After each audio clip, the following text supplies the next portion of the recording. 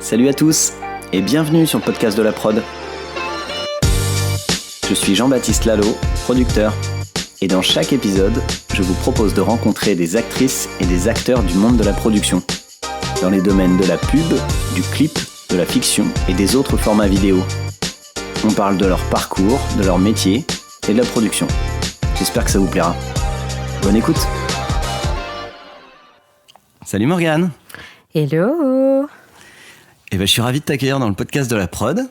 Bah oui, merci de l'invitation. On s'est pas mal couru après. Ouais. Mais non, c'est trop cool d'y être. Et déjà, merci parce que je en parlais avec Karim ce matin, Karim Nasser. Et je lui disais, c'est trop cool parce qu'il y a une meuf et c'est une personne de moins de 40 ans. Donc ça me fait bien plaisir de participer à ce podcast. Ouais, et d'ailleurs, je voudrais au passage inviter et avoir plus de femmes. Donc, j'en appelle aux femmes qui bossent dans la prod et tout ça, de pas hésiter à me contacter si elles veulent passer. Ouais, j'aimerais bien que ce soit un petit peu plus égalitaire, en tout cas. J'espère qu'elles t'entendront. Bah ouais. Il y en a certaines qui me disent ouais, ça le fait. Et puis en fait, ça se fait pas forcément. Elles disent attends, je suis pas encore prêt, faut que je fasse ça ou je sais pas quoi. Et je pense les mecs, ils me disent un peu plus oui facilement, sans préparation. Et il y en a d'autres qui réfléchissent. Il y a un vrai truc, Tu sais, les femmes, elles sont, par exemple, tu vois, sur les plateaux télé, il y a beaucoup moins de femmes que d'hommes, parce qu'en fait, les femmes, de façon générale, sont moins habituées, tu vois, à prendre la parole et à s'exprimer, et encore moins, tu vois, sur un terrain où on va les questionner, à parler d'elles, etc. Là où, en fait, les hommes, de façon générale, sont plus aptes à parler de choses qu'ils connaissent ou qu'ils ne connaissent pas, parce qu'on leur a toujours appris à faire ça. Mais j'espère que le micro tendu saura attraper de l'autre côté. Ouais, moi aussi. Alors, est-ce que tu peux me dire un petit peu tu peux nous dire un petit peu qui tu es et ce que tu fais aujourd'hui ? Ouais, bien sûr. Du coup, donc je m'appelle Morgane Bonne. Je suis creative producer chez BETC. Et du coup, creative producer, c'est un peu comme TV Prod, sauf qu'on est amené en fait à travailler sur des comptes et à prendre une marque de façon globale. Et du coup, tu es attaché à un client et tu t'occupes un peu de toutes les productions qui sont liées à la marque. Ça peut être du print, ça peut être du digital, ça peut être de la TVC. Donc, tous les formats, il n'y a pas de barrière et c'est une seule personne qui s'occupe de tout ça. Ah, c'est ça la différence. Tu vois, j'avais jamais compris. Moi, j'ai l'impression que le creative producer, c'était un TV prod, mais qui produisait lui aussi. Alors que c'est plutôt... alors que le TV prod, en fait, ne fait que du film.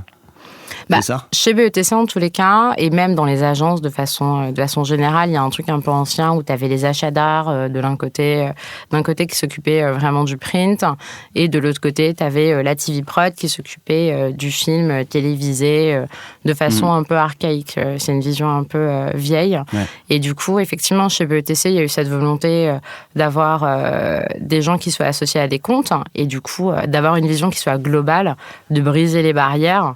Et effectivement, on en parlera par la suite, c'est un poste où tu es beaucoup plus avec un directeur de création. Et comme tu es sur toute une marque, en fait, tu es vachement en amont de la création, vachement en amont des projets. Et c'est des postes où tu es très dans les échanges sur la création, très aussi dans le conseil créatif, dans le conseil de fabrication. Et du coup, tu es plus avec les clients. Moi, je sais que je parle vachement aux clients en direct. Et du coup, il y a moins de barrières quand tu es sur un poste comme ça. D'accord. Et donc, toi, tu travailles pour un seul client ? Moi, je travaille pour un seul client. Je travaille que pour Citroën. D'accord. Ok. D'accord. Et ça fait combien de temps là que tu es chez BETC ? Chez BETC, ça fait 3 ans et demi. D'accord. Ok. Ça fait 3 ans et demi. Et Citroën, ça va faire 1 an. C'est bientôt l'anniversaire. L'anniversaire du citron. Et alors, du coup, qu'est-ce qui t'a amené vers la prod, toi ? Quand tu avais 18-20 ans, t'as fait quoi ? Alors, du coup, moi, ça a été... j'ai eu un parcours scolaire assez chaotique. J'étais très, très, très, très mauvaise à l'école. Ça a toujours été très difficile. Et du coup, tu vois, moi, j'ai fait les arts appliqués. Avant le bac, j'étais partie aux États-Unis et du coup, j'avais déjà un truc autour du cinéma. J'avais eu, tu vois, mes premiers émois devant David Lynch à 14-15 ans. Je comprenais pas ce qui m'arrivait. Et j'avais une prof d'expression plastique fondamentale, titre un peu pompeux, qui m'avait vraiment mise sur les rails du ciné. Et du coup, malgré ce parcours un peu compliqué, quand il s'est posé la question de savoir ce que j'allais faire après le bac, c'est vrai que je me suis dit qu'est-ce qui m'intéresse ? Ce qui m'intéresse, c'est Martin Scorsese. Et du coup, je suis allée voir ma mère en lui disant que je voulais devenir Martin Scorsese. Donc elle était un petit peu gênée pour moi, je pense. Et du coup, je me suis inscrite en fac de cinéma à Paris. Donc moi, j'ai un Lille au départ.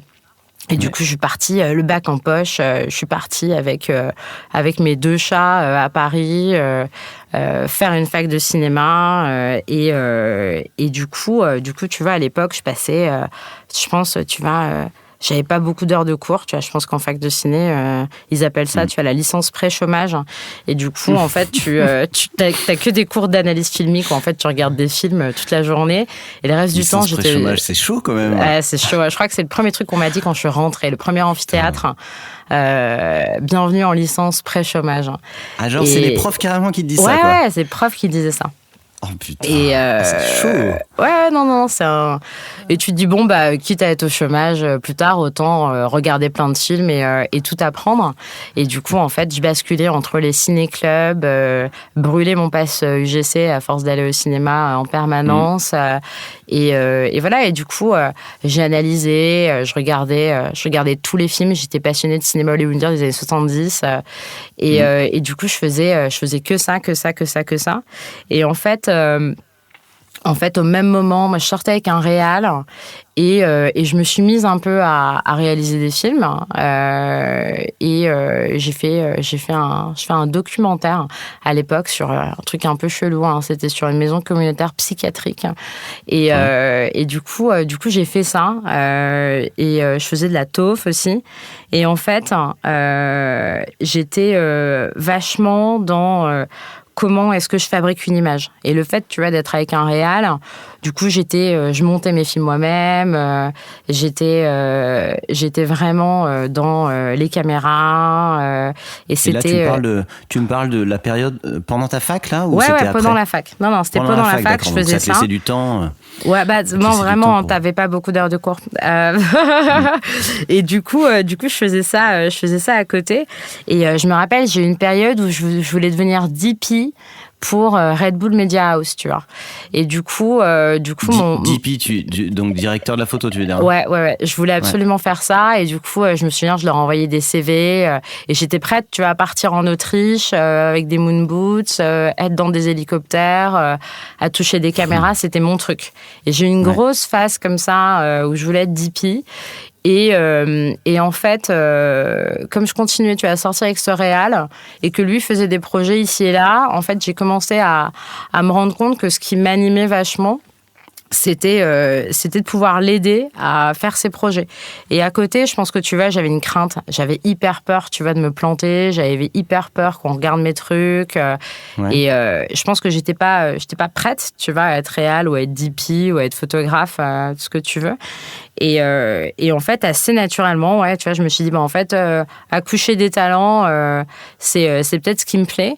Et du coup, je suis passée, tu vois, de Martin Scorsese à Red Bull Media House en DP, à vouloir faire du grand cinéma documentaire en prod.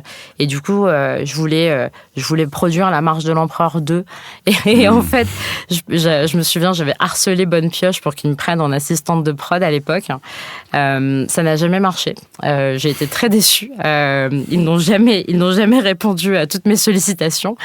Et en fait, à l'époque, les écoles de prod, ça commençait à exister.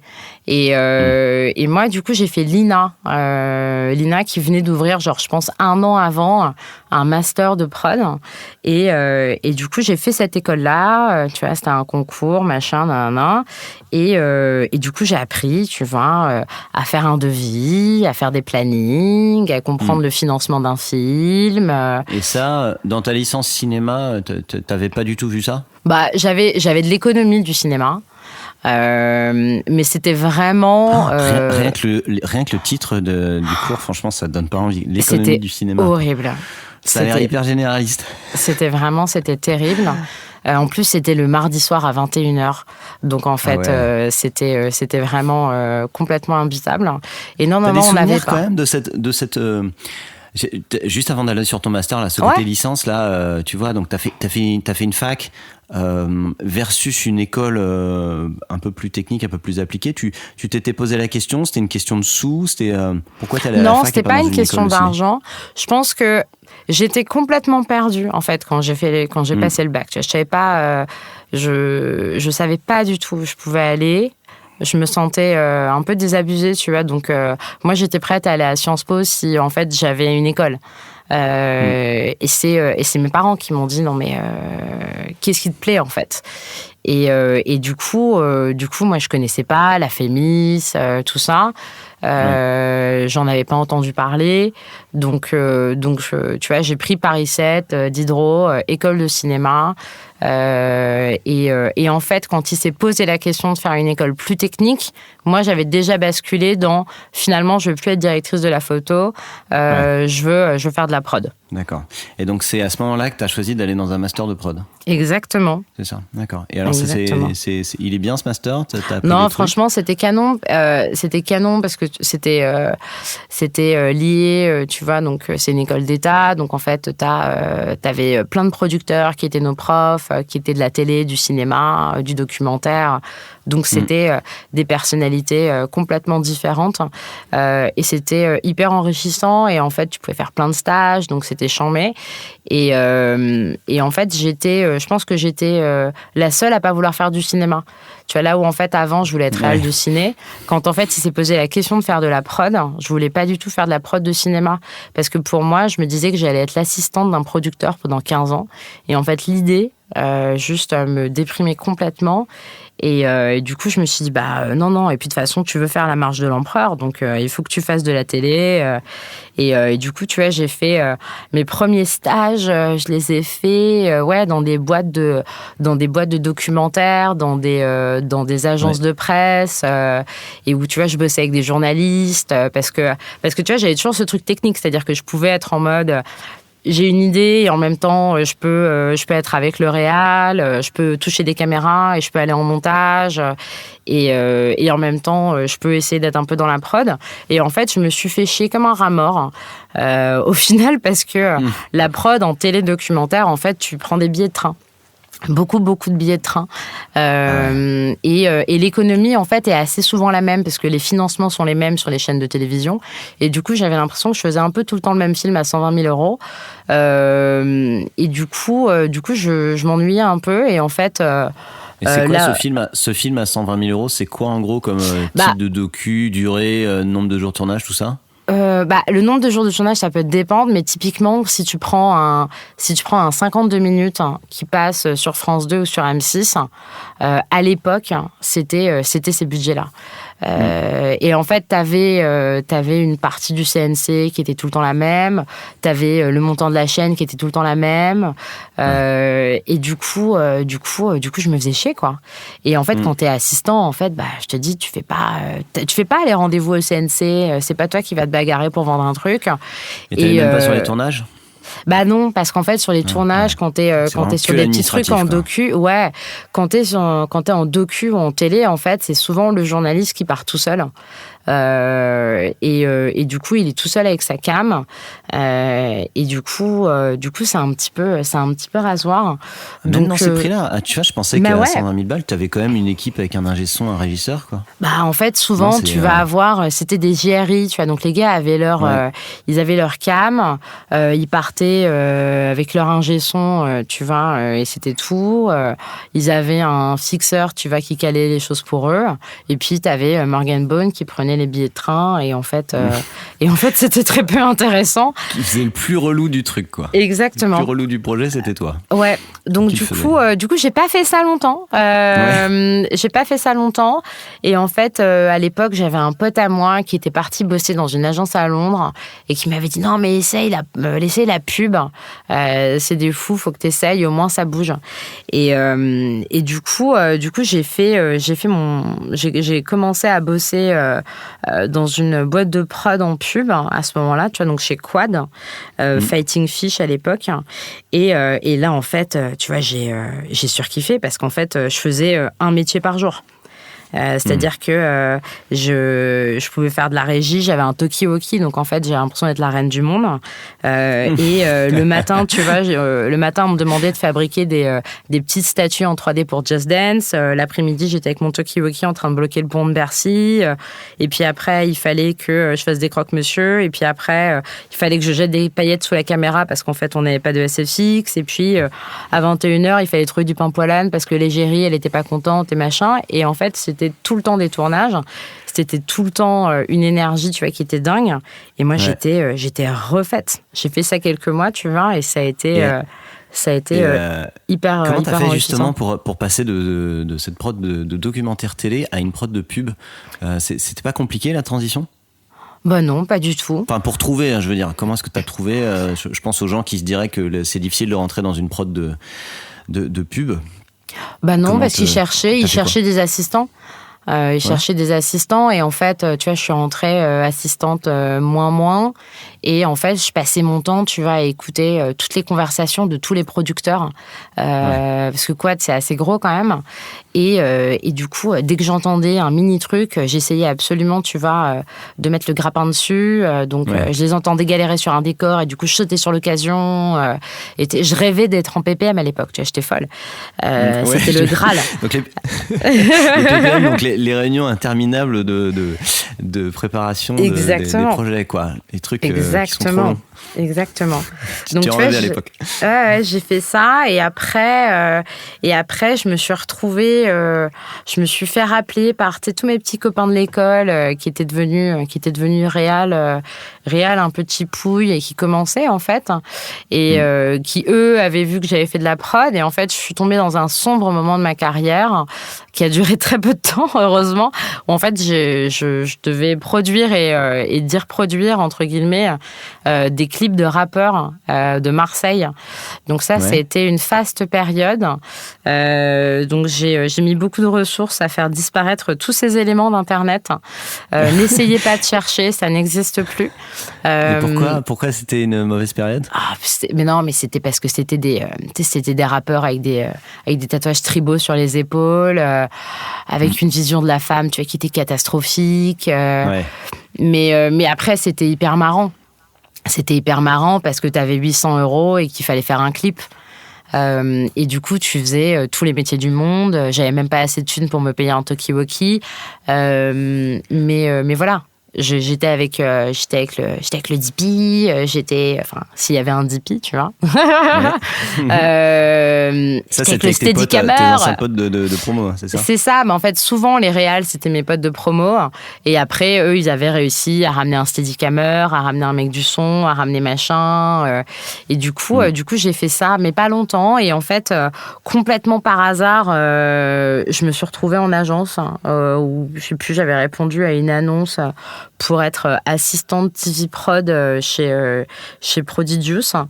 Et je me suis retrouvée je savais même pas ce que c'était une agence, tu vois. C'est-à-dire que j'étais juste curieuse, tu vois, de cet univers-là. Et du coup, j'ai basculé comme ça chez Publicis, Prodigious. Et donc, j'étais très déçue parce que j'avais pas de talkie-walkie là-bas. Ce que j'allais dire, j'ai l'impression que c'est un truc qui revient souvent. Non, mais vraiment, même aujourd'hui encore en tournage, tu me donnes un talkie-walkie, je suis trop contente. Parce que ça me rappelle la régie. Ça me rappelle tout ça et toute cette énergie-là. Et du coup, c'était vraiment génial. Et tu vois, je me souviens quand je suis rentrée en agence, je me suis dit, mais en fait, c'est eux les gars qui sont dans une tente sur les tournages. Tu sais, j'avais pas pris conscience qu'en fait, l'idée, elle venait pas de chez nous à la prod, qu'il y avait des gens derrière. J'avais même pas capté ça parce que j'étais que dans la fab. Et du coup, tout était hyper nébuleux. Et j'avais l'impression que j'avais mis une espèce de doigt dans l'engrenage et en même temps dans un espèce d'œil du cyclone. Et c'était complètement fou, c'est-à-dire que je me suis retrouvée projetée, tu vois, dans des réunions où en fait on doit parler de la texture de la mangue pendant 3 heures et où les gens se mangent les cheveux et du coup c'était complètement fou et en fait je trouvais ça tellement fou que j'y suis restée. C'est ma question. Je te vois avec ton Toki en régie, trop contente de faire plein de métiers par jour. Et là, tout à coup, te retrouver dans cette tente ou dans ces PPM à discuter des gros détails. Ça me fait penser à la scène de 99 francs, là, qui est assez dingue. Je sais pas si tout le monde l'a vu, mais c'est trop marrant, c'est trop ça. Comment t'as réussi à faire ça? Et puis surtout, comment ça se fait que tu le fais depuis longtemps maintenant? Donc, qu'est-ce qui finalement t'a plu? En fait, je trouvais qu'il y avait une effervescence qui était différente en agence. Et en fait, ça m'a animée direct, ça m'a intriguée. Et en fait, ce qui s'est passé, c'est que assez rapidement, j'ai basculé sur Marcel. Et là, en fait, on avait 2 jeunes réals en fait en interne, Yacine Saadi et Edouard Le Squarnec à l'époque, qui aujourd'hui sont représentés par des boîtes de production et qui sont vraiment canons. Et du coup, je les ai rencontrés. Et en fait, à ce moment-là, je me suis dit, putain, mais en fait, il faut leur faire des films, il faut qu'on bosse avec eux. Et du coup, Pascal Nessim m'a laissé faire ça. C'est-à-dire que je lui ai dit, moi, je veux bien me produire pour toi, je veux bien me produire en interne avec les 2 zozos, et on va essayer de faire des trucs cool, même si on a 10 francs. Et 10 euros à l'époque, c'était il n'y a pas si longtemps que ça. Et en fait, tout d'un coup, tu vois, je suis redevenue responsable SFX, make-up artiste, dire prod. T'as eu un talkie. J'ai de nouveau eu des talkie-walkie. Et du coup, c'était de nouveau cool. Et en fait, il fallait trouver des solutions. J'avais les mains dans le cambouis. Et du coup, voilà, on arrivait à faire des trucs. Tu vois, on partait au Brésil, on partait à Palma. Et on faisait que des petits films entre 20 000 et 70 000, 80 000 euros. Mais c'était leur premier film. Et en fait, on savait pas du tout ce qu'on faisait. On était hyper juniors, mais en fait, on nous a laissé faire. Et comme on nous a laissé faire, on nous a laissé tout créer. C'était la posture de Marcel aussi, tu vois, à l'époque. Que du coup, pour moi, c'était génial. C'était vraiment génial de faire ça. Donc, du coup, un petit début de prod interne. Exactement. Mais plutôt de prod tout court, parce que t'étais vraiment productrice et à la fois sur tous les tournages, si je comprends bien. Ouais. Et vous étiez même sur donc je sais pas si c'est encore le cas ça sur ces budgets-là, donc ils sont faibles entre guillemets pour des agences de pub. Est-ce que t'es encore complètement libre de faire ce que tu veux? J'ai l'impression que c'est même un film à ce prix-là maintenant, c'est pas aussi libre, non? En 2022, tu veux dire? Ouais. Non, carrément pas. À l'époque, tu vois, c'était pas non plus il y a 20 ans. C'était il y a un peu moins de 10 ans. Effectivement, c'était tellement nouveau que du coup, moi, ma posture... C'était de l'expérimentation, quoi. C'était de l'expérimentation et surtout, ma posture, c'était de dire, les gars, on a 20 000 balles, on va pas faire de PPM, ou alors on fait une réunion, mais en fait, on valide pas la couleur de la cravate, et puis en fait, on va faire ça. Et faites-nous confiance, on va savoir fabriquer un film, même si des fois on savait pas du tout ce qu'on faisait. Mais voilà, il n'y a pas d'argent, donc on revient avec le film et il est fini. Et j'exagère un peu, mais en fait c'était comme ça qu'on le faisait, c'est-à-dire qu'il n'y avait pas le choix. Tu vois, il n'y avait pas le choix, donc en fait, on ne pouvait pas sortir le film à l'extérieur parce que, tu vois, tous les producteurs m'auraient rayonné. Et tu vois, j'ai des producteurs qui sont foutus de ma gueule, tu vois. J'ai déjà passé des coups de fil. Quand tu dis sortir le film à l'extérieur, c'est de demander à une prod de produire pour vous. Hein. Ouais, bien sûr. Moi, j'ai eu des coups de fil désagréables, tu vois, où j'ai essayé de sortir des films à l'extérieur en disant, voilà, l'histoire c'est ça, je veux faire bosser mon réal, Edouard, et en fait, j'ai ça comme budget. Et en fait, on m'a rayonné. Et parce qu'en plus, tu avais le réal. Ouais, donc j'avais le réal. T'allais plutôt les chercher sur de la prod exé, quoi. J'allais chercher sur de la prod exé et en fait je leur disais voilà, moi j'ai ce talent que j'adore, il y a ce mec, j'y crois, je le vois faire ça, ça, ça et ça. Là, on a un script, un peu comme tu aurais un créatif en agence qui veut à un moment donné essayer la réal, tu vois, ça arrive de plus en plus. Et du coup, je leur disais, voilà, est-ce qu'on peut produire le film ensemble ? Et des fois, ça passait. J'ai eu des prods, tu vois, qui m'ont aidé à faire ça à l'époque, qui les ont soutenus, qui leur ont vraiment apporté un cadre et une vraie structure. Et une expérience aussi, tu vois, parce que nous, on avait tous 20 ans plus, et du coup, forcément, tu vois, ça passait pas à tous les coups. Mais on était un peu dans une espèce d'urgence. On avait 1 semaine et demie pour faire des films, et de toute façon, il fallait craquer une solution. Et comme en fait, il n'y avait pas le choix, en fait, les commerciaux nous laissaient y aller, les clients nous laissaient y aller, et en fait, on s'en sortait, quoi. D'accord. Mais ouais, ça me surprend que... Alors, je comprends que des grosses prods qui représentent des réals et tout ça aient pas envie que tu les appelles en disant « j'ai déjà le réal, potentiellement je vais faire la post-prod de mon côté, mais aide-moi sur le reste ». Mais par contre, des prods de taille plus intermédiaire ou plus nouvelle, tu vois, je sais pas si aujourd'hui ça passerait mieux, si ça serait plus possible ou pas, mais j'ai l'impression que tu aurais des gens qui pourraient t'accompagner, quoi. Je pense qu'aujourd'hui, j'aurais des gens qui m'accompagneraient. Je pense que je les connaissais peut-être pas à l'époque non plus. Ouais. J'avais pas le même réseau, j'avais pas non plus la même approche parce que j'étais j'étais une jeune productrice et que j'étais dans l'urgence de la fabrication. Aujourd'hui, je pense que tu vois, je te mettrais un cadre au niveau des clients, je te choisirais exactement le bon partenaire en mettant toutes les conditions qui font que c'est acceptable parce que tilala, et du coup ça se passerait évidemment différemment. Parce que tu as des films à 50 000 euros, j'en ai fait. J'en ai fait avec Soldat, j'en ai fait avec plein de prods, et où en fait on a mis ensemble un cadre qui faisait que ça roulait. À l'époque, j'avais ce truc de... il y a Montréal, et du coup, tu vois, c'était un petit peu bizarre. Et de l'autre côté, tu avais Prodigious, tu vois, qui prenait de plus en plus de place. Et du coup, tu vois, moi, j'ai dû être éloignée un peu par la force des choses, de plus en plus, tu vois, des productions extérieures. Et à la fin, je sais que c'était Prodigious, tu vois, qui produisait les réals que j'avais chez Marcel. D'accord. Mais toi, t'étais pas Prodigious ? Si, non. Tu l'étais. Alors, au début, d'accord. J'étais TV Prod Prodigious, et après, je suis passée Prod chez Marcel. D'accord. Et ensuite, donc tu as fait ces films-là, où tu as beaucoup produit toi-même, en débrouillant comme ça. Et ça a duré combien de temps, ça ? Ça a duré quelques mois, pas très longtemps. Je pense que ça a duré 1 an. Et en fait, un matin, il y a Julien Sanson qui m'a appelé. Qui venait d'être débarqué chez CLM et qui se noyait un petit peu parce qu'il était tout seul et qu'il fallait qu'il monte un service de prod. Et en fait, on a mangé des tartines un matin et en fait, on s'est tout de suite kiffé. Et du coup, je suis partie du jour au lendemain chez CLM. Et Julien, en fait, tu vois, il m'a donné les clés. Il m'a dit, vas-y, tu te débrouilles. C'est un peu comme le roller coaster, mais sans les mains.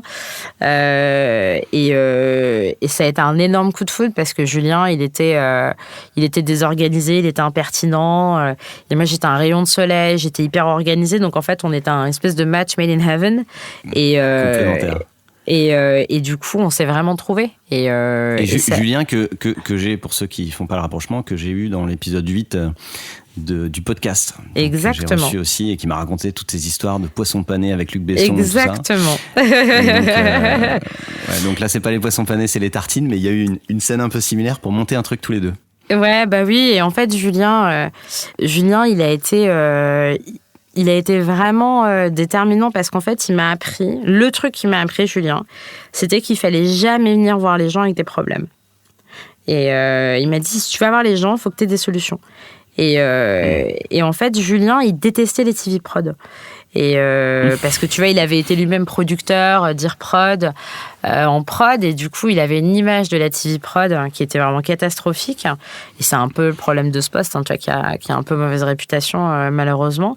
Et comme il détestait les TV prod et que moi, il m'adorait, tu vois, j'avais une espèce de chemin pour créer une autre vision de mon job. Donc, et puis, il me faisait confiance. Il me disait, t'y vas. Vous connaissiez comment ? Il a entendu parler de moi. On se connaissait pas, il m'a appelé. On s'est vu le lendemain, on s'est dit vas-y go, on se lance, on fait un machin. Il allait quand même chercher une TV prod du coup. Ouais, mais il savait que j'avais un profil qui était différent. Il savait que je venais de la prod, il savait que je jetais des paillettes sous la caméra en effets spéciaux. Il savait que j'étais passionnée par les talkie-walkie. Non, mais j'exagère, mais il savait que j'étais différente. Et que j'avais un background qui était différent, et c'est ça qui l'a intéressé. Et donc là, t'es partie de chez Marcel, publiciste, tout ça, là. Ouais. Et tu es allée chez CLM. Chez CLM, ouais.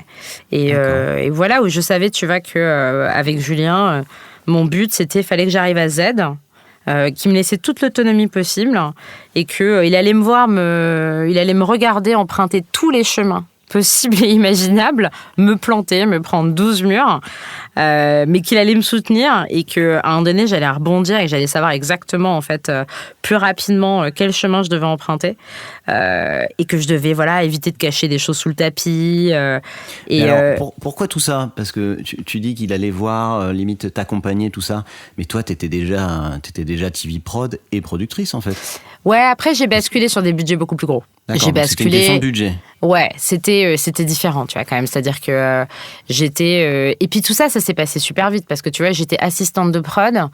6 mois après, j'étais TV prod. 2 mois après, j'étais prod junior. Et 4 mois après, tu vois, j'étais TV prod avec Julien Sanson. Donc, en fait, c'est allé super vite. Donc, j'avais pas beaucoup d'expérience. Et mais comme j'y allais tout le temps... Dans un temps très court. Ouais, c'est ça. Et comme j'y allais avec toute mon énergie... ça faisait des choses magiques et des fois des choses un peu compliquées. Mais voilà, il m'a dit bah vas-y, tu vas te planter, mais tu vas réussir et tu vas rebondir. Mais en fait, il m'a fait confiance. Il m'a vraiment fait confiance. Et ça, c'était hyper important. Et en même temps, il y avait un truc vachement instinctif. Tu vois, je le ressentais. Tu vois, j'étais entourée parce que, tu vois, Julien, il montait en parallèle quand même une prod interne chez CLM. Donc, tu vois, j'avais des dire prod avec moi. Et du coup, je savais que je pouvais quand même me reposer sur eux. Et du coup, je grandissais vachement à leur contact aussi. Et du coup, c'était voilà, méthode Julien Sanson avec ta chatte et ton couteau, t'y vas et ça va bien se passer, quoi. Tu t'accroches. Et alors, tu peux nous raconter un petit peu ce qui s'est passé, les premiers films. T'es resté combien de temps chez CLM ? Chez CLM, j'ai dû rester, je sais pas, 3-4 ans. 3-4 ans, et en fait, au début, j'étais, voilà, je m'accrochais quand même vachement à Julien. Et en fait, après, j'ai mieux compris comment fonctionnaient les agences. J'ai mieux compris les enjeux politiques. J'ai mieux compris les positions, tous les tenants, les aboutissants. Je me suis vachement mise dans une posture d'observatrice, tu vois, où j'ai arrêté de parler plus fort et je commençais à plus regarder ce qui se passait. Et en fait, c'est ma rencontre avec Mathieu Elkaïm qui m'a vachement bousculée parce qu'en fait, Mathieu, il m'a toujours fait comprendre. Directeur de création. Ouais, qui était directeur de création à l'époque chez CLM, qui est maintenant chez Ogilvy, du coup avec Julien. Et Mathieu, tu vois, ça a toujours été une épaule hyper solide. Et en fait, il comprenait mes enjeux. Et du coup, moi, il me laissait la place, tu vois, d'être dévoué à sa création et de me battre pour son truc. Mais je savais, tu vois, que je pouvais aussi me reposer sur lui. Et en fait, à ce moment-là, j'ai commencé, tu vois, à comprendre que les directeurs de création, c'était un petit peu comme mes réals en prod. Et que du coup, il fallait que ce soit mes meilleurs copains et que ça allait être mes alliés. Et du coup, je commençais à comprendre leur dualité, leur complexité. Et du coup, Mathieu, il m'a poussé, tu vois, à toujours faire un pas de côté. Et en fait, ce qui était hyper intéressant avec lui, c'est que, tu vois, Mathieu, il disait, je sais plus exactement quel était l'exemple, mais lui, il détestait l'algorithme de Netflix, qui faisait des recommandations par rapport à ce que tu avais regardé. Et du coup, il m'a fait comprendre qu'en fait, un film, t'as surtout pas envie que la personne qui fait ton film, en fait, elle ait déjà fait le même film. Et du coup, ça a été tellement important parce que du coup, après, je me suis mise à dès que j'avais un brief, essayer de prendre le point dans le script, à faire mon interprétation du script, à confronter Mathieu avec mon interprétation, à vraiment avoir un échange là-dessus et à trouver le réal qui allait surtout pas avoir le film dans sa bande. Et du coup, tu vois, par exemple, à l'époque, je me souviens, je bossais sur Pédigré, tu vois, donc ça n'a pas l'air du tout sexy comme ça. Et en fait, on a fait un film génial avec Elmi. Et tu vois, je me rappelle quand j'ai dit... je l'ai vu celui-là. Ouais. J'avais lu ton interview d'ailleurs. Donc c'est un film où c'est pour des croquettes pour chiens. Hein. Ouais. Et il y avait un gros défi et puis t'as cherché un réal qui avait fait... Enfin, t'as pas cherché un réal qui avait fait des films de chiens, quoi. Exactement. Tu vois, parce que normalement, tu vois, quand on voit un brief pédigré, les prods, elles reviennent et t'as des films avec des chats, quoi. Et là, du coup, non, tu vois, il fallait chercher l'accident, il fallait chercher la surprise.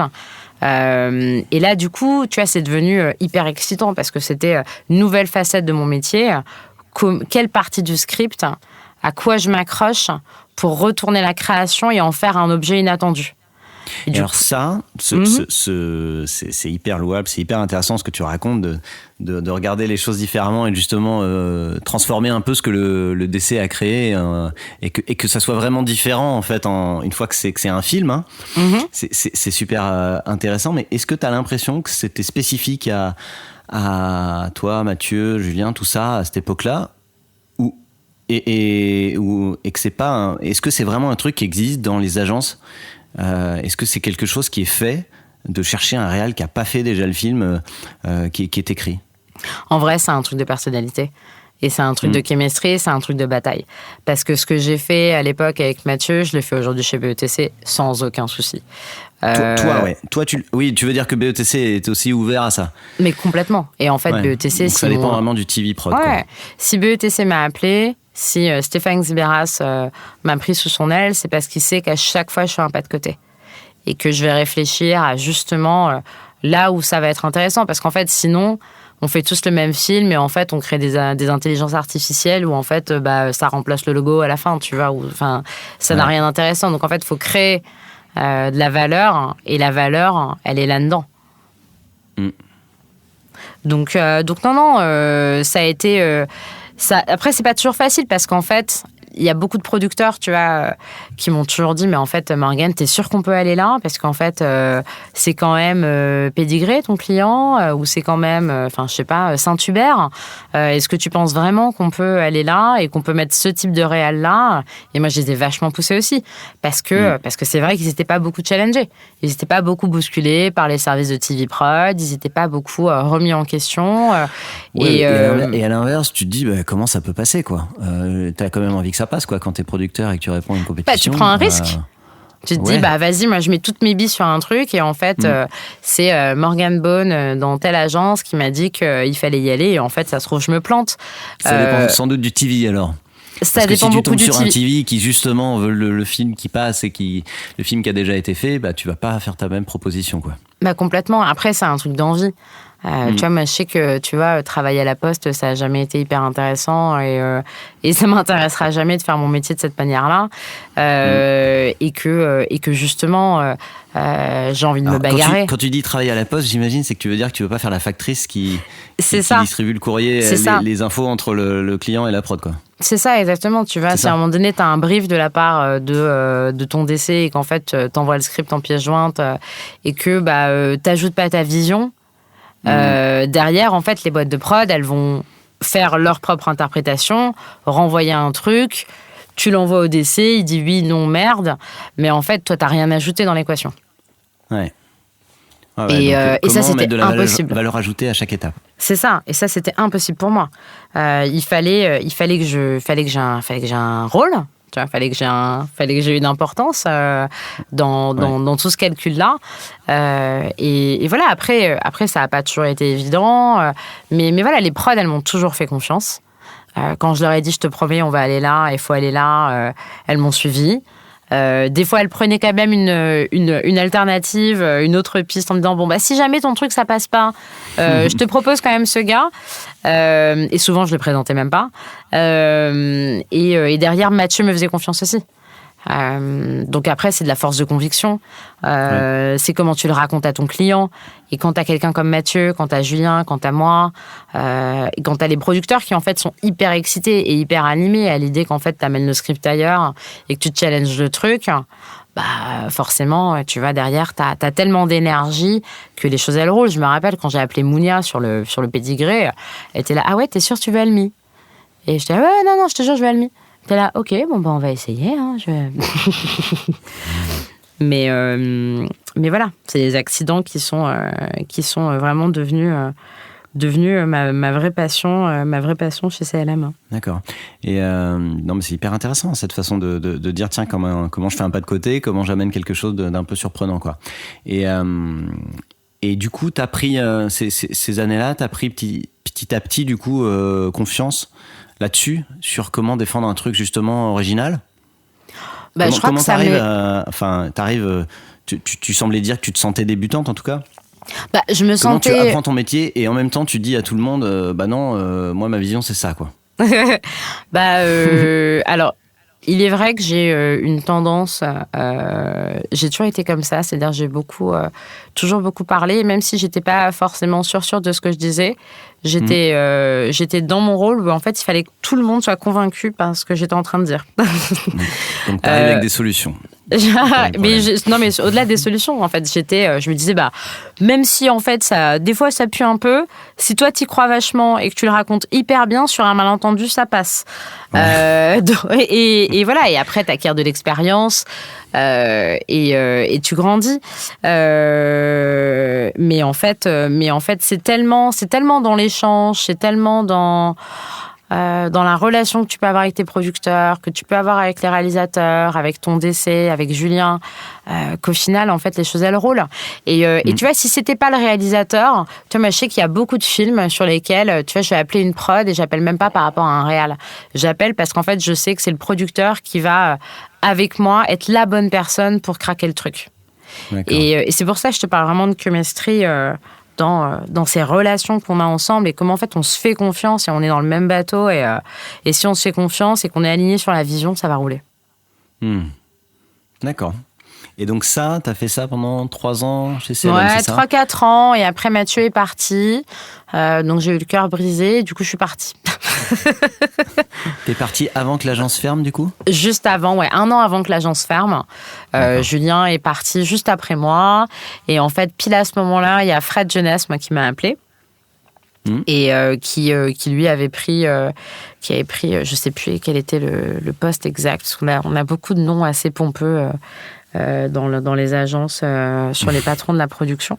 Mais voilà, on s'est rencontrés avec Fred, on n'a pas mangé de tartines, mais on a vite pris une bière et en fait on s'est kiffé direct, parce que Fred il venait de la prod, il avait entendu parler de moi, pareil, c'est des producteurs qui lui avaient parlé de moi, je pense, et il a vu que pareil, en fait j'étais pas que TV prod, que je challengeais les machins, que j'avais un background de prod et que du coup j'avais une vision. C'est-à-dire que tu vois, tu montes un script, au-delà de savoir faire un ballpark, j'arrivais à comprendre comment on le fabrique de façon ballpark, vraiment concrète. Quand je traduis un peu, estimation de devis rapide. À la masse, ouais. Exactement. Et tu disais, au-delà de faire du coup, j'ai pas entendu la fin. Pardon. Je te disais, au-delà de faire un ballpark, tu faisais quoi ? J'étais capable, tu vois, de comprendre vraiment quelle était la vision de la fabrication d'un film, comment tu designais, en fait, quelle était une approche. Et ça, je l'avais acquis avec Julien, tu vois, qui m'avait vraiment mis les mains dans le cambouis sur comment on fait vraiment un devis, commenter un peu dire prod, et du coup c'était hyper important pour Fred, parce que il fallait qu'il bouge aussi les lignes de son service de TV prod, et du coup pareil, tu vois, Fred il m'a donné les clés un peu de la même manière que Julien Sanson, et il m'a fait débarquer, il m'a donné le film Babybel. J'aime pas dire il m'a donné, mais il m'a mis sur le brief du film Babybel, que j'ai fini par faire avec Hervé de Crécy. Et tu vois, je me souviens, je reviens un petit peu en arrière, mais je suis arrivée chez BETC et je crois que le premier jour, j'ai rencontré Guillaume Rebaud et en fait, j'ai essayé de le convaincre de venir faire du MMA avec moi. Et ça n'a pas marché. C'est un créateur, c'est ça ? C'est un directeur des créations, ouais.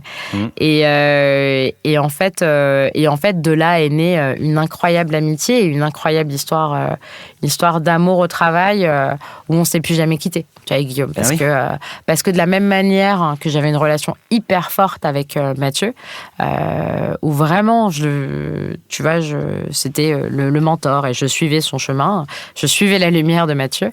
Tu vois, avec Guillaume, c'était assez différent comme relation, mais voilà, on savait que tous les deux, on allait devenir un binôme et qu'on pouvait compter l'un sur l'autre, peu importe, tu vois, si le bateau coule, si le bateau sombre, c'était vraiment notre ligne, et ça allait toujours chez BETC, tu vois. Et du coup, les films que lui écrivait, c'était toi qui les produisait, je sais pas comment on dit. Ouais, TV produisait, ouais. À l'époque, Ouais. tu vois, Guillaume, il était sur Ferrero, donc j'ai fait un peu de Ferrero avec lui. On s'est bien marré, tu vois, on a fait des films Kinder Bueno, on a bien rigolé. Et après, on s'est un petit peu séparés. Pas parce qu'on s'aimait pas, mais parce que tu vois, Xibé m'a mis sur d'autres sujets, donc notamment sur le film là, avec Hervé de Crécy, sur le Babybel. Et voilà, le Guillaume. Babybel, c'est le gros film là que j'ai vu avec beaucoup de VFX pendant le confinement. Exactement, le film du confinement. Oui. Tu dis lui. Babybel comme ça, du coup je me dis oui, bon, un film de bouffe, mais non, c'est un énorme truc. C'est le film Babybel. Ah ouais, mais je le mettrai dans les descriptions, hein, que les gens puissent voir. Oui, c'est un énorme film. Ouais, mais carrément. Mais en fait, cool. Babybel, c'est un peu mon 99 francs. C'est-à-dire que que je l'ai fait. C'était exhibé en directeur des créations et avec Stéphane Schwartz aussi et Alex et Julien en créa. Et en fait, c'était surréaliste ce film parce qu'en fait, je pense qu'on était les seuls à savoir ce qu'on faisait. Je pense que les clients, ils n'ont jamais vraiment compris qu'on allait faire ce genre de film. Mais ils suivaient. Et en fait, ils nous ont suivis par l'impulsion de Xibé, tu vois, par son énergie. Mais ça a été complètement fou. Tu vois, Babybel, tu vois, on l'a lancé, on est parti, on l'a shooté à Bangkok, on est revenu 3 jours avant le confinement. Et du coup, tout le film a été fait en confinement. Mais genre le premier confinement hardcore où en fait on était tous dans notre chambre et en fait on savait pas encore faire des films en post-prod en full remote et machin.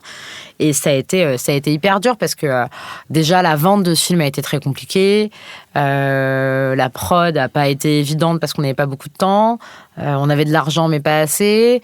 Et après derrière la post-prod, oui, ça a été. Tu vois, moi j'avais toute la post-prod qui était chez Platige en Pologne et j'avais mon directeur de création qui était à 4 rues de chez moi à Paris, dans le même arrondissement mais on pouvait pas se voir. J'avais Hervé de Crécy qui avait le Covid en Suisse. Non, il n'était pas en Suisse à l'époque, mais voilà, enfin toi qui étais loin et qui avait le Covid. Et on était tous dispatchés. Et en fait, il fallait faire un film, tu vois, produit en Pologne avec des clients aux États-Unis. Et je crois qu'on avait 1 mois et demi de post-prod. Enfin, ridicule, alors que tout se faisait en post-prod. Et sur un client qui n'a jamais fait un truc comme ça. Jamais ils ont fait un film aussi ambitieux, aussi lourd, aussi créatif. Tu vois, c'était vraiment différent, Babybel, tu vois, par rapport à ce qu'ils faisaient avant. Tu vois, avant, c'était quand même des bouts de fromage en stop motion qui avaient des capes en cire. Donc là, on était sur un autre niveau. Tu vois, c'est en mode, film d'action à l'américaine. Et c'était tellement dingue. Et je pense que tu vois, je pense qu'on a perdu des cheveux. Tu vois, sur ce film, littéralement. Ouais.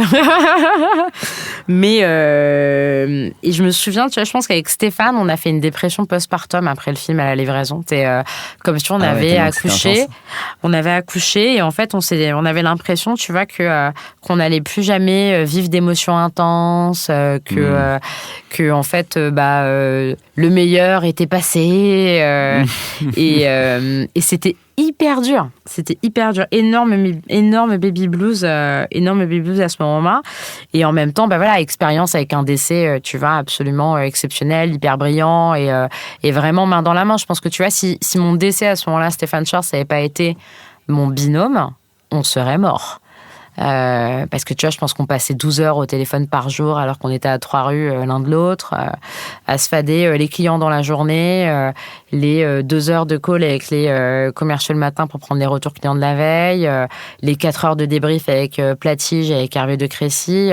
Enfin, c'était vraiment délirant dans tous les sens du terme. Et en même temps, vois, ce qui est génial dans les films comme Babybel et même comme Coca-Cola, tu vois, que j'ai fait avec Daniel Wolf l'année dernière, c'est que c'est un challenge créatif, et en même temps, c'est tellement un challenge en prod que du coup, c'est trop galvanisant, quoi. Tu vois, j'ai l'impression qu'il y a un truc comme ça chez BETC, où je suis devenue... T'es la prod de l'extrême, t'es coucou Morgane, on a un méga bousin, voilà, bisous, on t'aime. Et à chaque fois ça passe et on s'en sort, mais ça me fait me dire qu'il faudrait presque avoir un award de la prod galère. Ah ouais, mais ça c'est dur à juger parce que tu le sais pas en fait. Ouais, tu le sais pas, mais c'est trop triste. Rien, mais qu'est-ce qui fait que, avec le recul là, qu'est-ce qui fait que le Babybel il était si compliqué hormis le confinement, c'était parce que c'était le délai là, un mois et demi, ça paraît super court pour faire une post-prod aussi lourde. Comment vous avez fait pour faire rentrer ça dans un mois et demi? Alors, ce qui a été compliqué au-delà des délais, je sais plus si c'était un mois et demi, sauf c'est des mois, je sais plus, tu vois, mais je sais pas, non, regarde, tu vois, je l'ai shooté en mars, j'ai shooté mi-mars. Tu vois, on est rentré au confinement et je l'ai livré début mai, tu vois. Donc non, ça a été bien sport. Mais non, ce qui a été hyper dur, c'est que on a fait faire un film aux clients qu'ils attendaient pas. Ouais, donc c'était ça le plus compliqué à gérer. C'était pas tellement la fabrication du film, c'était plutôt la fab, elle était lourde.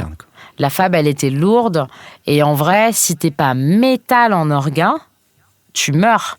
Tiens, moi, je me souviens que Hervé, et encore, tu en avais de la chance d'avoir un mec comme Hervé de Crécy, tu vois, qui sait juste fabriquer des images en post-production. Enfin, tu vois, il vient de là quand même, le mec. Si t'avais juste un réal qui fait du live et qui tout d'un coup se retrouve dans un peu de post-prod, je pense qu'on serait mort. Et Hervé, tu vois, je me souviens qu'on se faisait des screens, enfin des frame par frame de chaque plan du film. Et il y avait un truc juridique où, en fait, comme Babybel, c'était de la bouffe, t'avais pas le droit d'insulter une industrie de bouffe non plus, parce que tu vois, on pourrait se faire défoncer aux États-Unis. Et du coup, par exemple, dans chaque plan, il y a la même quantité d'éléments sucrés que d'éléments salés. Donc ça, toi, tu le vois pas quand tu regardes le film. Mais du coup, ça veut dire que moi, je me faisais des frame à frame sur mon iPad, tu vois, tous les matins. Et je calculais le nombre de parts de pizza, la proportion des cupcakes avec les chips. Puis, là, non, il y a une saucisse en trop. Et du coup, ça, c'est l'ARPP version américaine qui valide ce genre de truc, tu veux dire? C'est c'est le légal américain, ouais. Et il y a ça, tu vois, qu'est-ce qu'on a eu? On a eu un problème avec PETA parce qu'en fait, on écrasait un chat avec un donut, même, alors que c'était un chat en gélatine, hein, bien sûr. Mais du coup, tu vois, il a fallu refaire les choses parce qu'en fait, il fallait pas faire comprendre qu'on voulait tuer les animaux. Mais PETA, il voit le film pendant que c'est construit? En fait, on a les avocats qui consultent. Ah ouais, donc les avocats, pendant la post-prod, ils demandent à PETA... en fait, il y avait tellement de crainte côté client, parce qu'effectivement, c'est touchy, c'est-à-dire que tu es une marque de fromage et tu dis mangez-moi plutôt que des chips. Enfin, à un moment donné, tu vois, vous êtes gentils, les gars, tu vois. Donc, pour eux, c'était tellement risqué, c'était tellement touchy qu'ils avaient une armée d'avocats qui, tous les jours, me lançaient des trucs, mais c'était du délire. Et ça ne s'arrêtait jamais. Et quand je te parle de la... Tu le sais pas au début, c'est ça le pire. Non, tu le sais pas au début. Là, aujourd'hui, je pourrais vous le dire. Mais effectivement, au début, tu peux pas imaginer un seul instant que ça va arriver, ce truc-là. Donc, tu vois, tu as des prémices. Tu vois, on te dit, oui, il faudra faire attention à pas représenter tel type d'aliment. Donc, tu te dis, OK. Et puis au final, tu as toujours un graphiste qui veut mettre un cornet de frites, tu vois, parce que voilà, tout se délite. Et en fait, tu vois, typiquement ça, tu vois, tu as le graphiste qui décide que finalement, il veut mettre un cornet de frites, sauf qu'en fait, le temps que le mec le fasse, et puis il l'intègre dans la 3D, et puis après, toi, tu le reçois, mais le mec est chez lui, donc en fait, ça lui prend 5 heures de sortir le truc. Donc toi, tu le reçois, tu le regardes, tu l'envoies à des commerciaux, et il est là, puis en fait, après, tu le montres aux clients qui sont aux États-Unis, tu as le retour le lendemain. Ils disent, mais putain, mais vous avez mis des cornets de frites, vous nous écoutez pas? Et tu recommences. Et c'était ça sur chaque bout de nourriture dans chaque plan du film, tu vois. Ah ouais. Donc c'était. J'avais pas conscience que c'était aussi galère. Tu le regarderas. J'ai vu le film, je me souviens. Non, mais tu regarderas avec cette vision-là maintenant. Oui, voilà, c'est ça. Ouais, parce que tu vois, je pensais que tu allais me dire que c'était compliqué sur le créatif, ou en termes ou en termes techniques, quoi, de faire rentrer tout ça en un mois et demi, mais pas sur. Après, des sujets comme ça, techniquement, je pense que ça a été un peu dense pour Platige, parce que tu vois, effectivement, on était en confinement, tu vois, donc tout d'un coup, il a fallu que les gars ils soient tous chez eux avec des ordinateurs. Donc ça a été un petit peu dense, mais c'était vraiment le nombre de détails. C'est comme si, tu vois, on faisait Logorama, mais avec un juridique. Et en fait, tu peux pas, quoi. Et ça a été vraiment, vraiment psychologiquement assez intense. Je crois que c'est le premier film où j'ai pleuré. Ah ouais. Ouais, où vraiment ça y est, je suis au bout du rôle, les gars. Ça y est, je vois pas le bout du tunnel. Je suis toute seule dans mon salon depuis 33 jours. Faut compter le nombre de chips. Faut pas avoir le Covid pendant ce temps-là. Faut pas avoir des je l'ai cris dans les oreilles. Je l'ai eu, puis je me suis même pas mis en arrêt maladie parce que j'étais maligne, tu vois. Non, en plus, je l'ai eu en même temps. On l'a eu avec Stéphane, Hervé. On l'a tous chopé en Thaïlande, en fait. Donc, quand on est revenu, on était tous au bout du rouleau. Et du coup, non, mais c'est énormément de problèmes juridiques. Et après, non, t'as des partis pris créatifs qui ont été bêtes et difficiles derrière à gérer. Tu vois, par exemple, je sais qu'on s'est pris la tête avec les clients parce qu'on avait mis des jambes au Babybel et en fait, on a poussé pendant des mois pour faire en sorte que les Babybel aient des jambes. Et en fait, le truc, c'est qu'une fois qu'on était OK, 3D, loqué, animation, loqué, machin, le client nous a dit, mais en fait, by the way, les jambes des Babybel, on est d'accord que c'est fini, hein, parce que là, c'était marrant, vous êtes marrés, les gars, mais on est d'accord que non. Et en fait, c'est pas mal sur le storyboard animé. non, mais c'est ça, sauf qu'en fait, toi, t'as tout loqué. Tu vois, le lendemain, t'es au flame. Et du coup, t'es là, putain, merde. Et en fait, on a refait toute l'animation du film avec les Babybel sans jambes une semaine avant de livrer le film, tu vois. Génial. Donc voilà. Et c'est pour ça, tu vois, que des films comme Coca et comme Babybel, si ton meilleur pote et ton allié et ton gars sûr ou ta meuf sûre, c'est pas ton directeur ou ta directrice de création, t'es mort. Et même, tu vois, même tes commerciaux, parce que il y a un truc de transparence, il y a un truc de communication, il y a un truc de pédagogie qui est hyper clé. Et si en fait tout le monde n'est pas soldat du film, tu peux pas t'en sortir. Et notamment sur des films comme ça, très post-prod, toi, je sais pas dans quelle mesure t'es experte en post-prod, mais je pense qu'il doit y avoir plein de gens qui se rendent pas compte du temps que ça prend, ou se rendent pas compte du moment où tu peux plus revenir en arrière, ou tout ça, quoi. C'est pas compliqué, ça, le côté évangélisation d'un process de travail complètement différent? Ouais, alors moi, la post-prod, j'ai toujours kiffé ça, donc du coup, j'ai toujours été hyper curieuse et du coup assez à l'aise, donc ça me faisait pas peur. Et c'est pour ça que je te dis qu'il faut beaucoup de pédagogie. Et tu vois, je sais que moi, les clients, typiquement, que ce soit sur Babybel et Coca un peu moins, parce que les gars beaucoup plus l'habitude de faire des films. Mais tu vois, Babybel, je sais que au tout début, je leur avais dit, les gars, soyons honnêtes, transparents, je vais juger personne. Est-ce que vous avez besoin que je vous fasse un récap de chaque étape de post-production sur un film?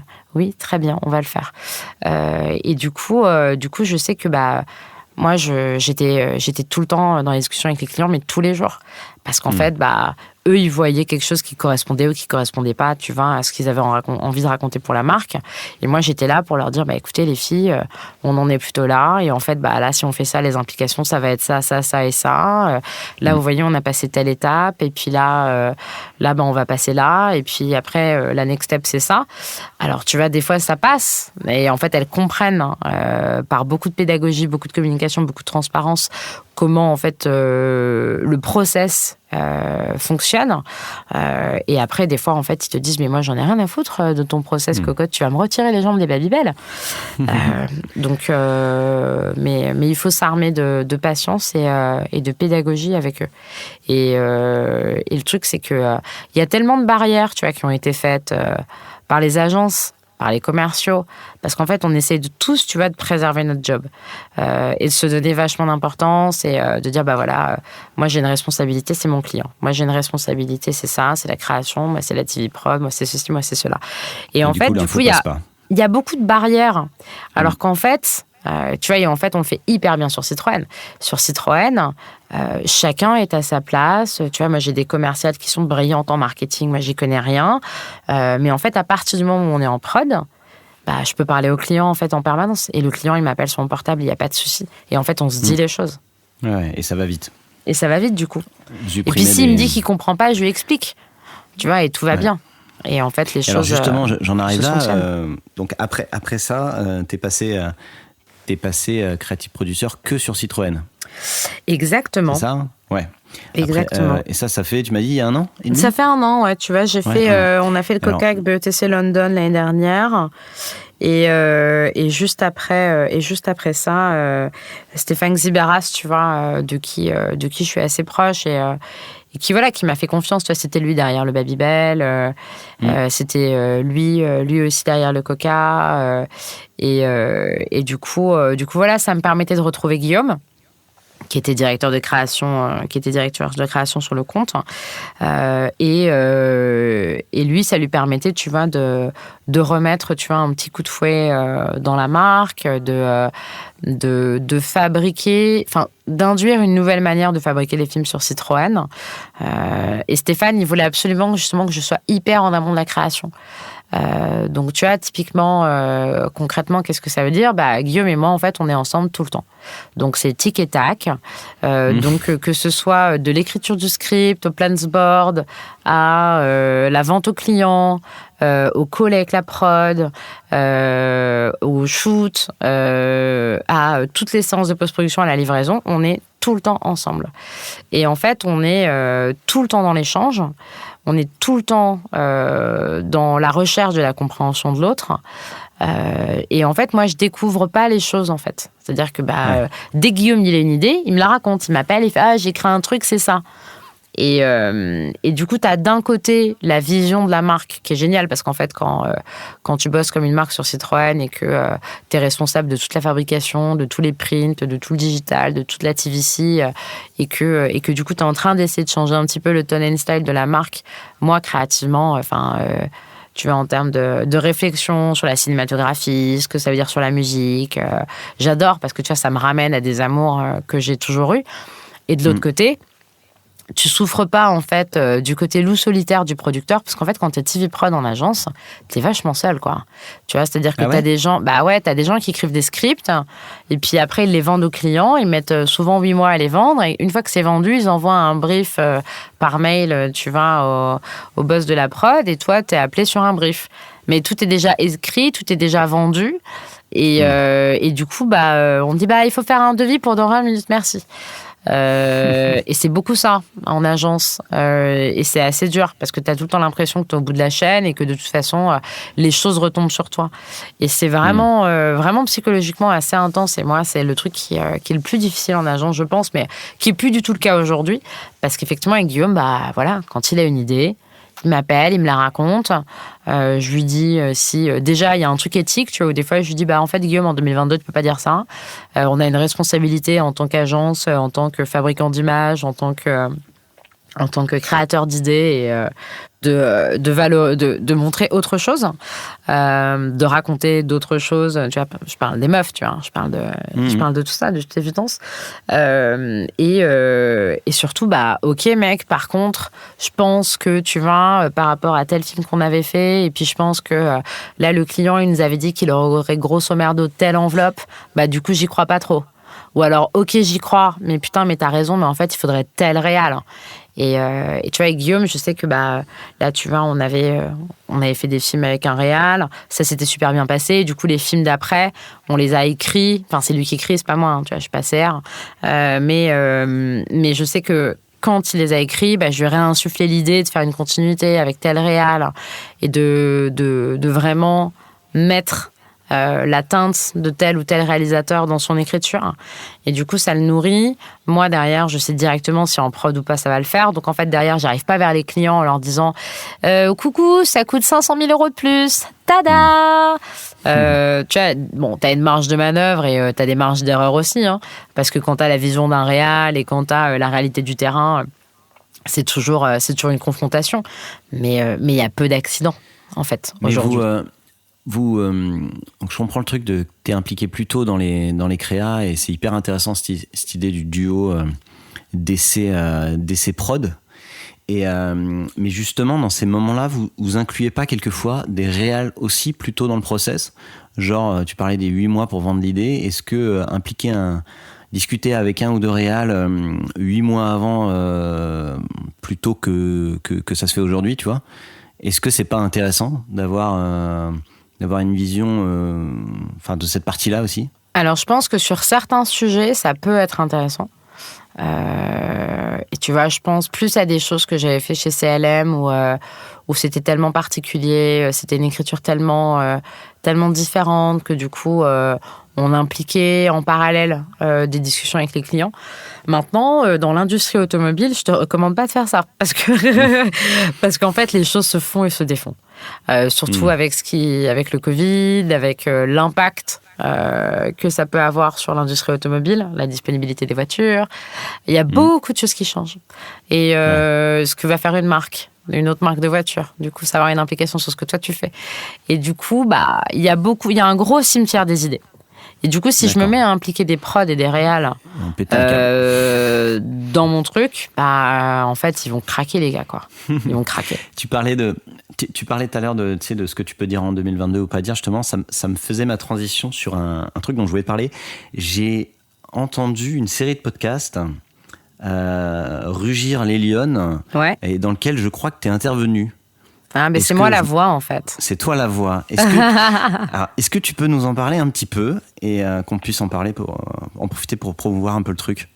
Ah bah oui, je m'attendais pas du tout à ça, tu vois. Peut-être que pour que tu y réfléchisses, j'ai notamment écouté un épisode que j'ai trouvé trop bien, sur, je crois que c'est un vieux producteur qui appelle une jeune TV prod et qui lui dit qu'en gros, si elle fait pas ce qu'il voudrait, si elle fait pas passer sa boîte, qu'est-ce qu'il lui menace de quoi, qu'elle pourra plus bosser, quoi, en gros.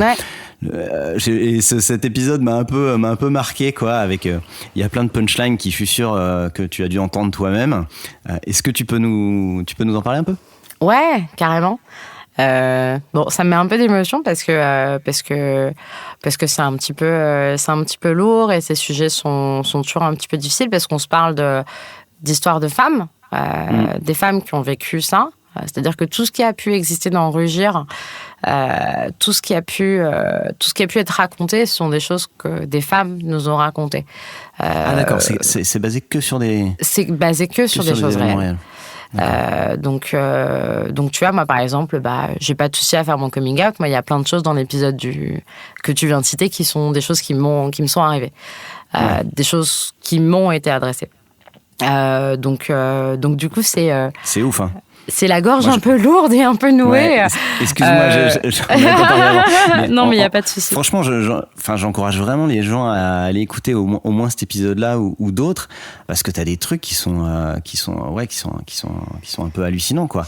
Et il y a des choses. Et puis savoir que c'est que du vrai, c'est assez. C'est que du vrai. Dingue, quoi. Et ce podcast, tu vois, c'est marrant parce que on l'a créé pendant le confinement, où moi je sais que.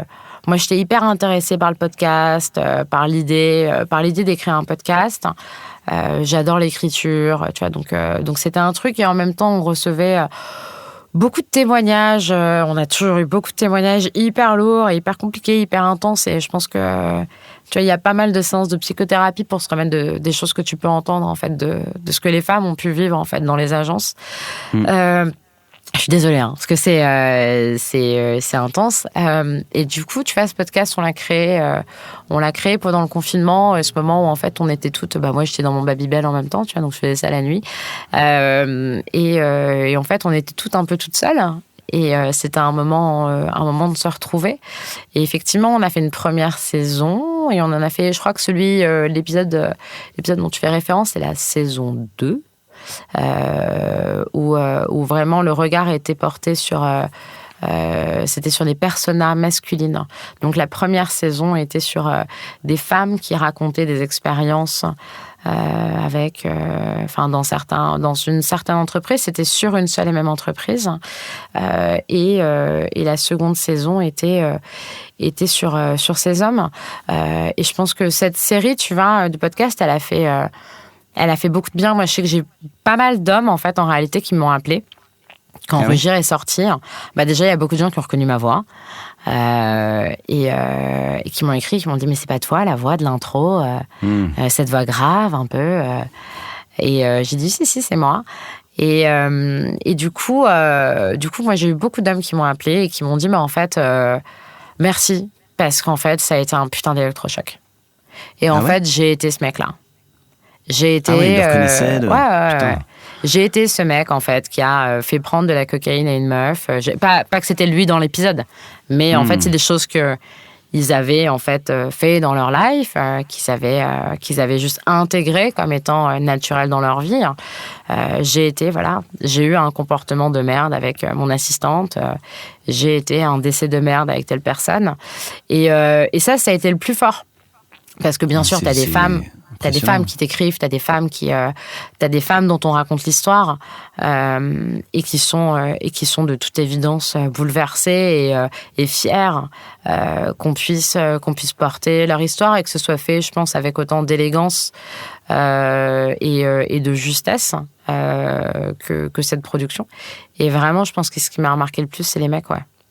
Les mecs qui disent, en fait, je peux plus avancer comme ça, quoi. Même si t'en as qu'un qui se réveille et qui change d'attitude, c'est dingue que des épisodes puissent faire ça, quoi. C'était le but. Je trouve ça fou, et quoi. Du coup, c'est super. Du coup, s'il y a un truc qu'on a cartonné, tu vois, c'était ce truc-là, quoi. Parce que moi, tu vois, je pense que c'était la première fois où les gens prenaient conscience, tu vois, autour de moi que j'avais une implication dans des milieux féministes et que voilà, et que j'avais un rôle, et en même temps c'est la première fois que je l'assumais, parce que tu vois, c'est pas rien en fait d'être la voix d'un podcast où en fait tu racontes ces trucs-là, tu vois, c'est assez lourd, c'est une responsabilité et du coup, enfin vraiment, je pense que j'ai eu peut-être une dizaine de mecs qui sont venus me voir, quoi. Putain, c'est génial. C'est incroyable. Du coup, en tout cas, voilà, ceux qui écoutent là et qui connaissent pas, allez voir. Hein, donc, ça s'appelle, je crois, Rugir. Ouais, c'est ça, ouais. Croix les Lionnes. Enfin, X les Lionnes. X les Lionnes, ouais. Et il y a 2 saisons et écoutez, franchement, c'est assez intéressant et un peu perturbant aussi, clairement, mais c'est dur, en tout cas, c'est puissant, quoi. Faut pas écouter ça le matin à 7h du mat en mangeant des tartines, hein. Les gars, faites pas ça. Non, pas 7h du mat, mais écoutez-le dans votre journée quand même, parce que ça peut peut-être vous faire prendre conscience de certaines choses qui se passent ou de même rien de choses qui se passent autour de vous, quoi. Donc c'est hyper intéressant et ça me fait penser à tout ce qu'il y a avec Balance ton agency là, que tu dois connaître aussi, qui a un succès énorme. Je sais pas comment c'est pris en agence est-ce que dans les agences tout le monde suit ce compte-là et il y a juste les gens qui sont dans les directions à qui ça plaît pas, ou ça se passe comment? Je pense que ça dépend des agences. Je pense que BETC, c'est un peu dur pour moi de te dire l'intérieur, parce qu'en fait c'est très grand. Donc du coup, t'as moins un rapport de t'es à côté de tout le monde en permanence et du coup tu sais exactement ce que l'autre machin, etc. Après tu vois, je pense que ce qui s'est passé avec BT a été nécessaire, a été révélateur et a mis le micro dans la gueule des gens de façon très différente de ce qu'avaient fait les Lionnes. Et en fait, ça a vraiment marqué un changement qui est pour moi assez difficile. C'est-à-dire qu'aujourd'hui, j'ai l'impression qu'en fait, on veut tous tout brûler. Et c'est triste, hein. C'est hyper triste. Et ça, pour moi, ça renvoie à une image, tu vois, de nos agences qui est vraiment malheureuse. C'est-à-dire que tu trouves que l'angle, il est mauvais, tu veux dire? Non, il y a ce que tu racontes, il y a la manière. Moi, tu vois, j'approuve pas. Je suis pas fan de la manière. Je suis pas fan de la manière parce qu'en fait, pour avoir été avec des victimes, pour avoir écouté des témoignages de femmes qui ont été harcelées, agressées, violées par des hommes en fait dans les agences de publicité, je peux te dire que si t'es pas accompagné par des meufs qui ont elles-mêmes été formées aux violences psychologiques, aux violences que les femmes peuvent subir et comment en fait tu peux ingérer et prendre cette douleur et cette violence et derrière les accompagner vers de la reconstruction, en fait ça le fait pas. Et si tu n'as pas ce travail d'accompagnement en fait avec toutes les victimes qui parlent à BTA. Parce que je remets jamais en cause une seule parole. Hein, c'est pas du tout ça que je suis en train de dire. J'ai un souci sur comment tu accompagnes ces femmes-là et comment tu reconstruis. Ce que je trouvais donc super tu trouves que avec ça balance un peu trop. Enfin, ça balance sans accompagner. C'est ça qui te dérange. C'est ça. Je pense qu'il y a un truc sur l'accompagnement qui est important et surtout le vrai souci que j'ai, c'est que ça n'amène pas à une construction.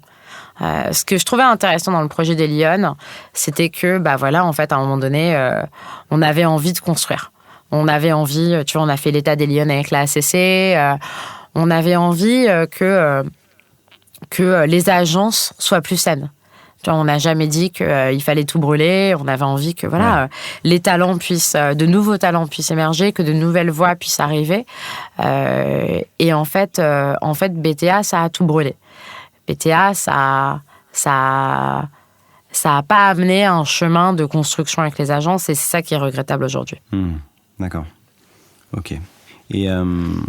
Et si on repasse sur des choses un petit peu plus positives, hein, je suis désolé, je t'ai emmené sur des... Mais après, on parle de tout ça, mais en même temps, c'est hyper important. Et puis, si ça peut permettre un tout petit peu de faire connaître cette série de podcasts, carrément. Moi, je sais même plus comment j'ai découvert, mais je pense que c'est quand même important, c'est cool que tu nous en parles. Si on passe sur des choses un petit peu plus, justement, des conseils que tu aurais, justement, sur des jeunes filles ou des jeunes hommes qui auraient envie de commencer dans la prod, dans la réal ou des choses comme ça. Il y a plein de gens qui rêvent de ces métiers sans trop savoir comment les aborder. T'as des conseils que tu donnes aux gens qui t'en demandent comme ça, qui ont ces âges-là? J'ai pas mal, tu vois, de jeunes réals qui me parlent, qui m'écrivent sur Instagram, qui viennent me parler, ou des jeunes, tu vois, qui veulent faire de la production. Moi, ce que je leur dis, c'est nourrissez vos cerveaux. Ayez envie de voir des milliards de choses et regardez tout ce qui se fait. Apprenez, soyez curieux.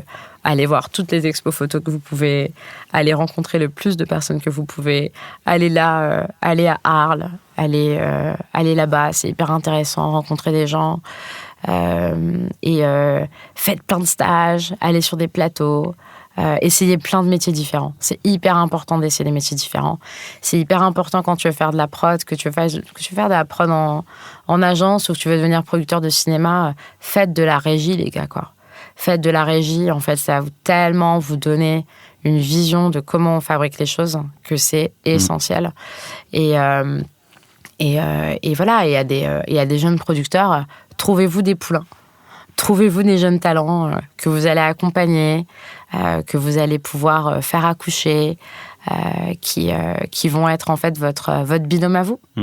D'accord. Cool. Et alors, tu parlais photo, justement ?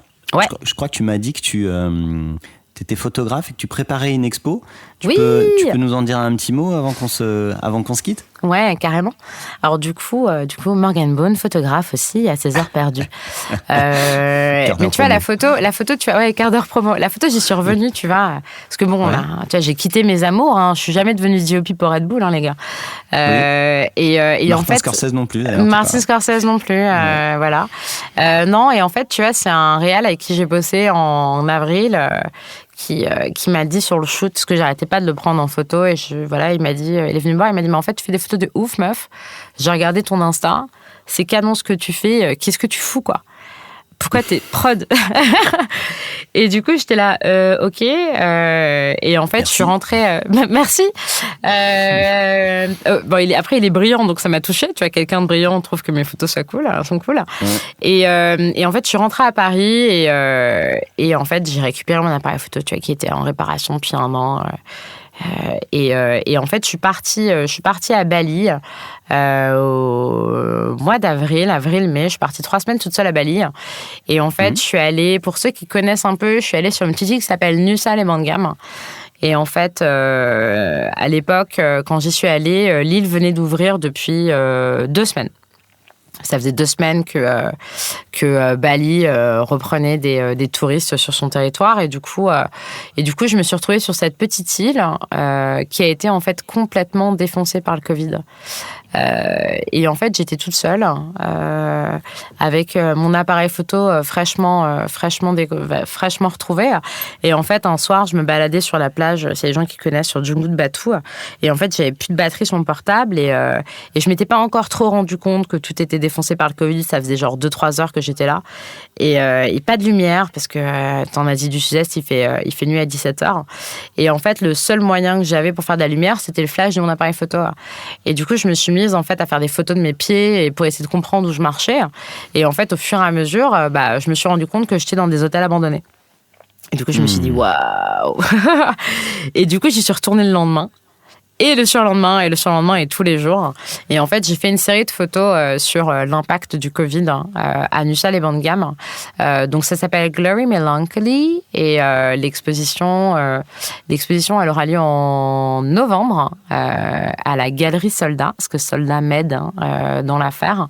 Et du coup, si je reprends mon agenda, je peux vous donner les dates exactes. Ouais, vas-y. Ce sera...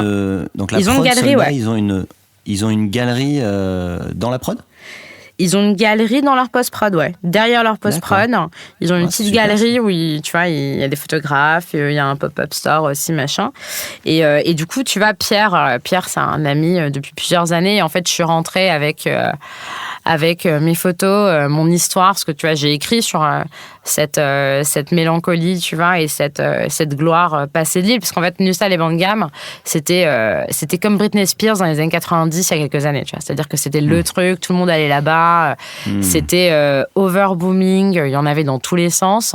Et en fait, le Covid est passé par là, et en fait, les gens, en fait, depuis 2 ans, les gens ne travaillent pas et en fait, les gens sont venus bosser tous les jours dans des hôtels sans être payés. Donc en fait, ils ont nettoyé les piscines, ils ont fait marcher la clim, ils ont changé les draps sans être payés pendant 2 ans, dans l'espoir que les gens reviennent et que quand les gens reviennent, les hôtels soient prêts à accueillir les gens. Et du coup, moi, j'ai capturé ça, c'était un truc de mélancolie folle. Et du coup, donc l'expo, elle est du 17 au 27 novembre à Paris 4. Et il y a un Instagram qui s'appelle Glory Melancholy que vous pouvez trouver aussi sur mon Instagram à moi, Bonnie Pocket. Et du coup, je vais commencer à communiquer là sur l'expo bientôt. Il y aura plein de choses et c'est un chouette projet. Je suis trop contente, tu vois, de m'être mis un putain de coup de pied au cul à me dire vas-y, fais de la photo, vas-y, fais ton expo. Pierre, il m'a vachement soutenu, tu vois. Il m'a dit mais vas-y, c'est canon, tiens, je te donne l'espace, quoi. Et c'est cool parce que t'as pas juste fait de la photo, quoi. Aller jusqu'à l'expo, pour moi, c'est comme si t'allais jusqu'au bout, quoi. Ouais, et puis... je pense qu'il y a plein de gens qui s'arrêtent avant parce que... Ouais, et puis il y a le livre, tu vois. Il y a l'histoire autour de ça. Ouais. Et là, j'y suis retournée, tu vois, là, cet été. Je suis rentrée il y a une semaine. Je suis retournée à Nusa Lembangam. Et en fait, tu vois... Je vais pas tout raconter parce qu'il y a des choses à découvrir dans le livre, mais les choses ont bien basculé et c'est une histoire qui est assez incroyable. C'est assez incroyable et en fait, je sais pas si tu connais un petit peu l'Indonésie, mais tu vois rien que Je suis allé moi, il y a 10 ans. Ça a dû bouger aussi, tu vois, mais en fait. Ce qui est incroyable en fait en Indonésie et à Bali et à Lembangam, c'est qu'en fait, tu vois, le principe même de mélancolie, par exemple, là-bas, ça n'existe pas. Tu vois, cet été, quand j'ai voulu faire traduire, tu vois, le texte et le livre par des amis balinais et des amis de Lembangam, en fait, ils ne comprenaient pas ce que ça voulait dire la mélancolie. Et en fait, quand tu te prends déjà cette patate-là dans la gueule, les gars te racontent qu'en fait, ils se sont lancés dans la culture d'algues et qu'ils ont lavé des piscines pendant 2 ans et qu'en fait, ta mélancolie n'existe pas. T'es là, ah ouais, bon, ok, d'accord. C'est ouf, ça. Et bon, les jambes de mes Babybel, c'est pas très grave. Voilà. Et là, c'est pas pareil. Les gens connaissent bien, ouais. Ah non, mais c'est ça. Bon, finalement, l'accident de Rochenarm, c'est pas grave. Ouais. En tout cas, voilà. En tout cas, merci de m'avoir donné l'espace pour cette petite promo personnelle. Attends, avec plaisir, c'est cool. Je mettrai les liens dans la description là, et puis n'hésite pas à me donner les nouvelles et ça que je puisse essayer de relayer. Mais il faut que tu viennes. Ouais, et que je vienne voir à quoi ressemblent toutes tes photos. Tu viennes à Paris, carrément. Méga pression. Cool. Bon, écoute, super, Morgane, on va s'arrêter là. Sauf si tu avais envie qu'on parle d'autres choses. Non, mais c'est bon, on a déjà raconté plein de trucs. C'était bien ? Bah ouais, c'était bien. Et j'ai même pas bu mes 3 litres d'eau, tu vois. Ah, cool. Super. Et merci beaucoup, en tout cas, Morgane, d'avoir échangé tout ça. Et puis je te dis à bientôt. Oui, à très vite. Salut. Ciao. Bye. Merci d'avoir écouté cet épisode jusqu'au bout. On a besoin de vous pour faire découvrir ce nouveau podcast. Si vous voulez nous aider, il y a 3 choses simples. Envoyez-le autour de vous, le bouche à oreille, c'est ce qui marche le mieux. Abonnez-vous pour ne pas manquer les prochains épisodes et mettez-nous une superbe note 5 étoiles si ça vous a plu. Et surtout, n'hésitez pas à m'envoyer un message par email sur lepodcastdelaprod@gmail.com.